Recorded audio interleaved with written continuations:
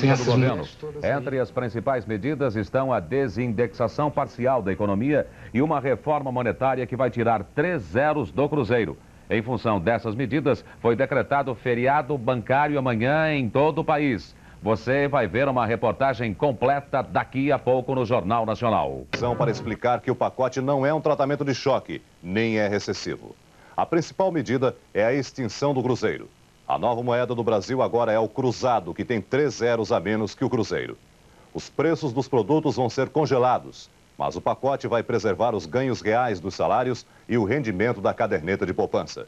Os outros títulos de renda não vão ter correção integral. Não vai haver maxi desvalorização. Amanhã é feriado bancário em todo o país. Os bancos só reabrem na segunda-feira. O estopim da adoção dessas medidas foi a inflação de fevereiro. Depois do recorde de 16,2% em janeiro, o IPCA chegou a 14,36% em fevereiro, segundo o IBGE. Com isso, a inflação acumulada durante os últimos 12 meses já superou os 255%. Os depósitos na caderneta de poupança em fevereiro vão ter um rendimento de 14,93%. No final desta edição, você vai saber tudo sobre as medidas do governo e vai ouvir as análises dos nossos comentaristas. 3 zeros a menos. Os preços dos produtos serão congelados. Salários. O governo vai preservar o ganho real dos salários. Vai haver uma tabela de conversão para a nova moeda, o cruzado. Caderneta de poupança. Vai ter correção integral. Os juros serão preservados. Aluguéis vão ser corrigidos de acordo com a correção dos salários. Não vai haver maxi desvalorização. Outros títulos de renda não vão ter correção monetária integral. Mas o Banco Central vai tomar todas as precauções para evitar anormalidades no mercado financeiro. Amanhã é feriado bancário em todo o país, mas os bancos reabrem na segunda-feira. Não vai haver maxi desvalorização. Quem garantiu isso foi o ministro da Fazenda, Dilson Funaro. Ele também confirmou que o presidente Sarney vai anunciar amanhã de manhã as mudanças na economia. O presidente amanhã anuncia algumas medidas para essa nação. Vamos aguardar o pronunciamento dele, é realmente para a estabilidade, para fazer o crescimento desse país. Só isso. Os salários tudo bem, amanhã falamos. Por que o congelamento? Amanhã falamos. Vai haver congelamento de preço? Os salários, câmbio, max. Amanhã falamos. Não, max nem pensa. Até da sua saída do... Não, minha filha, estou trabalhando, deixa a conta falar.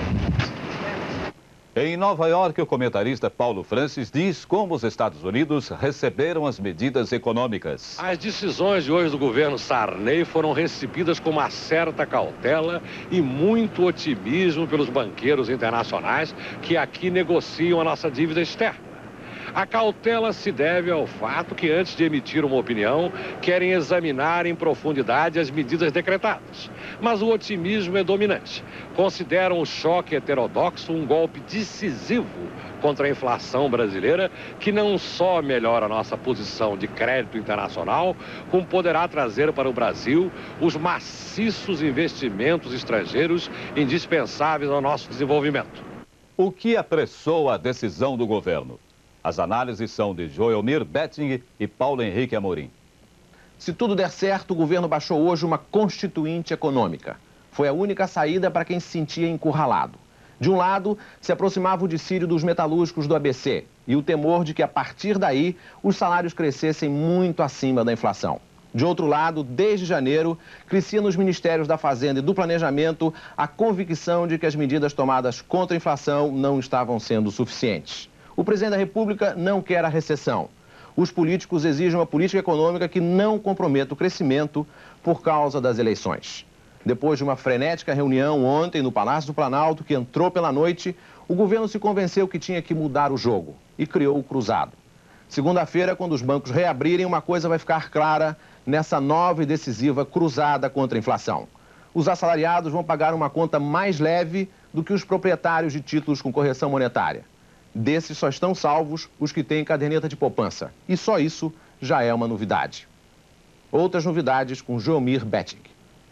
Estamos agora na vigília do dia D, o dia da desindexação. Mas não da desindexação total ou do fim da correção monetária. Vamos amanhã para o corte de 1/5 da correção e corte que não alcança todos os valores ou contratos. A correção vai continuar plena, para a poupança em caderneta, para o salário em geral, para a taxa de câmbio, segundo a intenção do governo.